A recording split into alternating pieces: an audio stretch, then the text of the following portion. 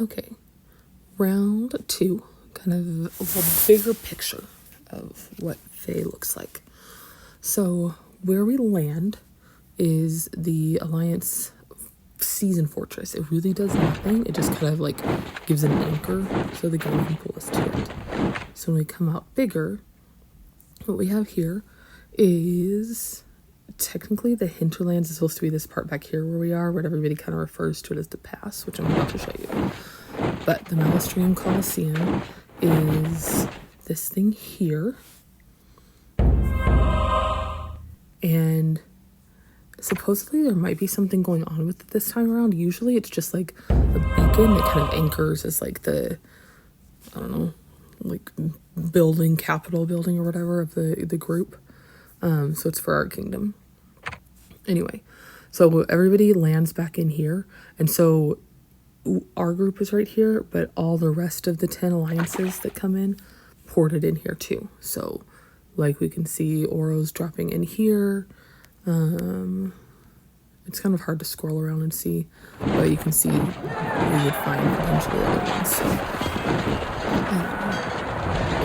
that's all so everybody can see. So then what we're trying to do is take castles.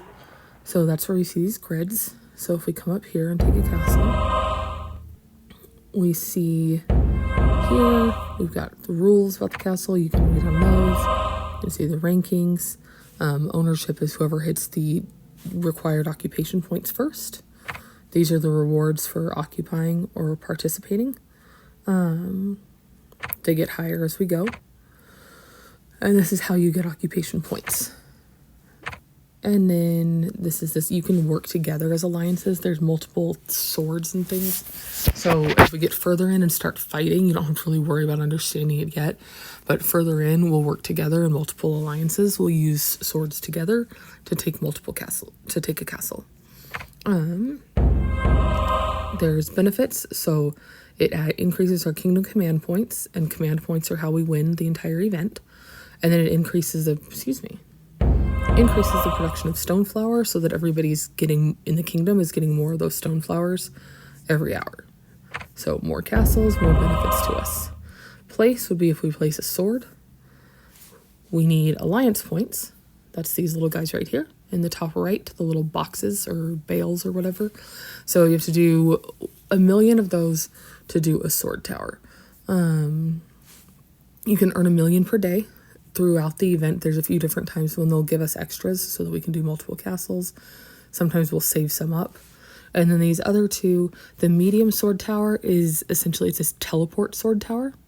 So to occupy castles, we have to have only R4s, and the alliance leader can place the sword tower. So you don't have to like actually worry about knowing how to do this. Just the sword towers get placed. You have to be touching another castle to place it.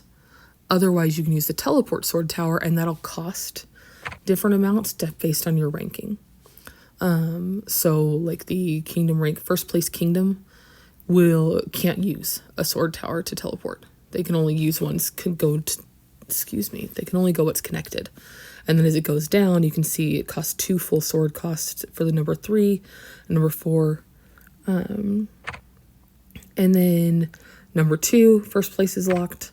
Number 3, first place, it's expensive. And number 4 gets a little bit cheaper. So don't mind Discord's notifications. And then the Grand Sword Tower allows the entire kingdom to fight all together with one sword. That is only the realm commander that can use, which is either me or Street. And I say either because it's always the R5 of the number 1 alliance, and he and I like to trade that a lot. So usually Sunday through Wednesday, he's R5 because I'm at work, and then I take it on the weekends. But we do change it back and forth just so the realm commander can kick anyone out of a tower or a castle.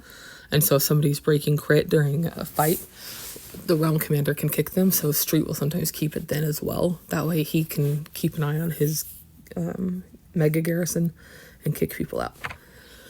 And this is a little long, but you'll have to just bear with me. So the first goal in this first week is to get out of the pass. So this is the Pristine Pass. There are 3 locations. We only have to get through 1. And so to get out of this pass, so the pass lets us through to the rest of the castles. To get out, we have to fill every single castle. It's not going to let me scroll out, is it? No. So we have to occupy all of these castles in the hinterlands to go out of the pass. So it is a lot. Also, it feels like it's more this time. I don't know. Maybe I'm crazy.